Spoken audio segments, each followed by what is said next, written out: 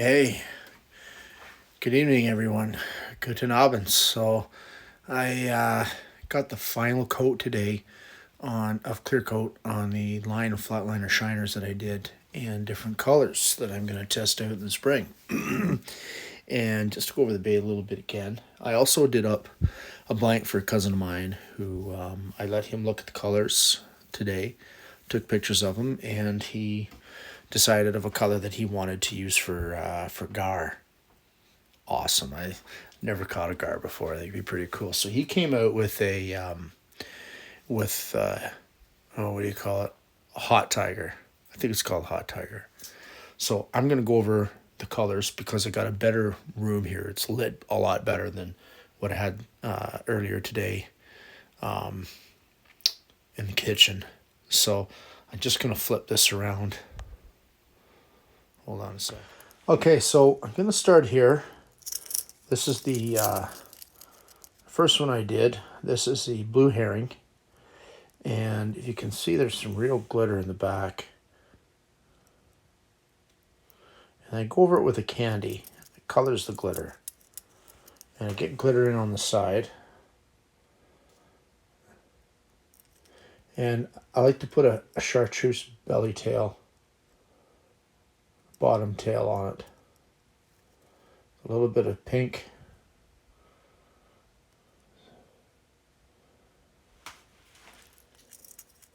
And this is the Cisco.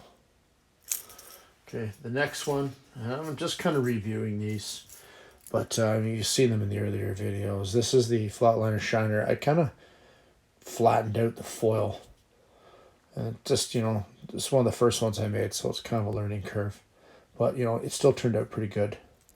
I've used this color pattern before in some other topwater baits, manufactured blanks, and they did really good in super clear water with lots of visibility. And on a good bright day, it worked great for smallmouth. I put a bit of that chartreuse on there to, again, the other one, just to give a color to show. Maybe they might catch that flash. Again, it's got this sparkle in the back. The foil I put on is actually a duct tape foil. Now, next one I have here is a light shiner, light chub. Really like this one. I love that dark contrast color. It's purple with the glitter in it and a purple candy over top. So it's a black base. And then I put fleck or glitter, silver glitter. You use gold glitter too, but I put silver glitter in the epoxy, which was put over top of the foil. And that locked in the foil. And then once that cured, then I was able to scuff it down, clean it, and start my paint scheme. So I started with a purple candy 2.0 from Createx. Really, I think this bait's going to do really well. Okay, it's just got a real good minnow appearance to it. And the last shiner style is this one here. This I used a chartreuse or a fluorescent yellow, along with what they call a pineapple pearl. A fair bit of pineapple pearl in this. The bars I used a comb, a really large comb, and that worked well for getting these, spaced out bars on the back. And then I went with an fluorescent orange belly. You can see there's some fleck in the belly as well. There's glitter on the top. And I put a little bit of red oxide behind the gill.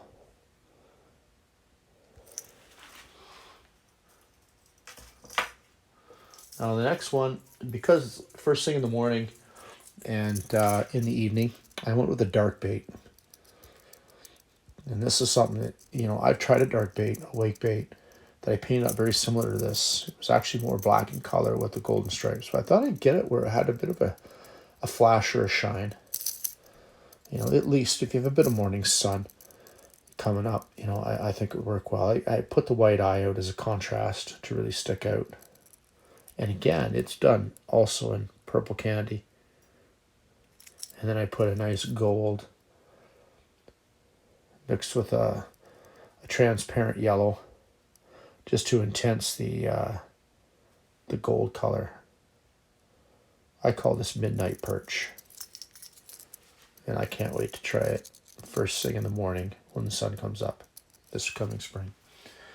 And of course, watching lots of videos, they say it's always good to use a white topwater bait.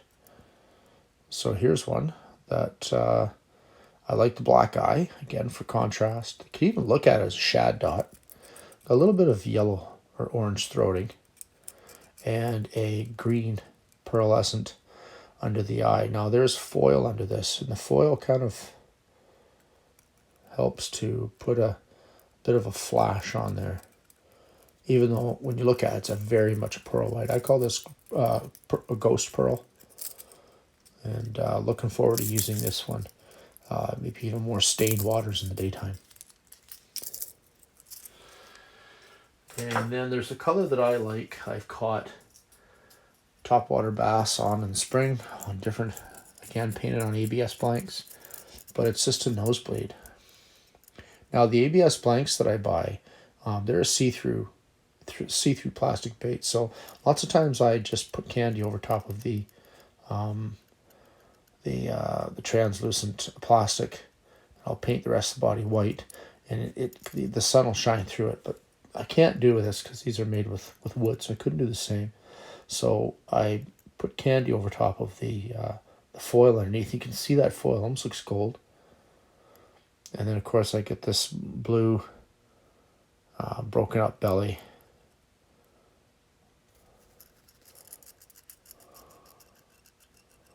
And a pearl white back. I've caught lots of fish on this pattern. I call it nosebleed. Excellent color. I like it. Works really, really well. And the last one I'm doing here, or that I've done, is hooked on the other one, is this fire tiger. And what I like about this fire tiger is it's got the classic fluorescent green back, fluorescent orange, and then there's a foil on over top where I actually sprayed fluorescent yellow over the foil. And I thought it would be too opaque and go over top of the foil and it would cut out the shine, but it didn't. It actually allows that foil to shine underneath and come out through the clear. And of course there's glitter on this also. You can see that. And the eyes were fun. I did like a reddish eye with a little yellow chartreuse dot in the center. So this is my fire tiger, and just to show you one that we're doing here, this is the hot tiger. So starting it off with this real orange color, I'll get the foil on it first thing tomorrow. I got a first layer clear coat just to seal that in and give me a smooth surface to put the foil on. And I went with this pineapple pearl belly. I love that color. And as we get the foil on tomorrow and get it re-clear coated with glitter, I'm going to have a nice kind of a fluorescent yellow on the side foil and have orange kind of come around the side of it, like a fluorescent candy orange. And maybe a candy yellow mixed with a little bit with the fluorescent, but probably the fluorescent for sure. So looking forward to this one. It's going to have black stripes. Just basically going to resemble the Rapala version of a hot tiger. Lots of different ones. There's orange tiger. There's a ton of different things. There's parrot. So, okay. Thanks for tuning in there. And that's the last I'm going to show you these guys. The next you'll see them will be in May. The beginner is usually the third weekend, opening weekend, Saturday of May for walleye, pike, and bass. And I'm going to have these bad boys out and see if they can catch me fish. And if they don't, well, then whatever. Also, too, we're going to be working on some poppers. Actually, I'm going to show you them right now.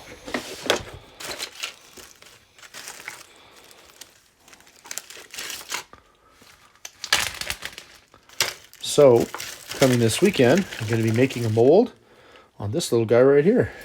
Show it a little better in the light. This is a little popper I made out of pine. And I put a guy in the back And I cover it in clear.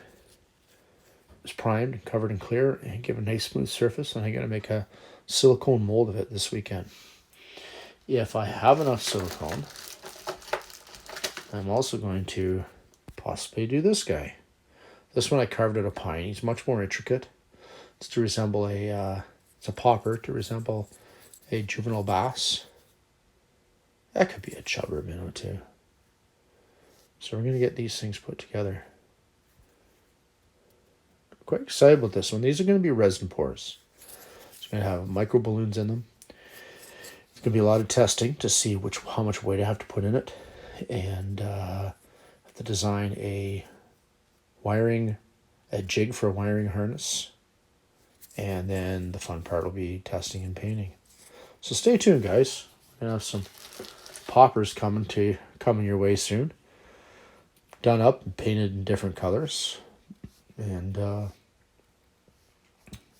test them out of the bathtub. All right. Thanks, guys. See you soon.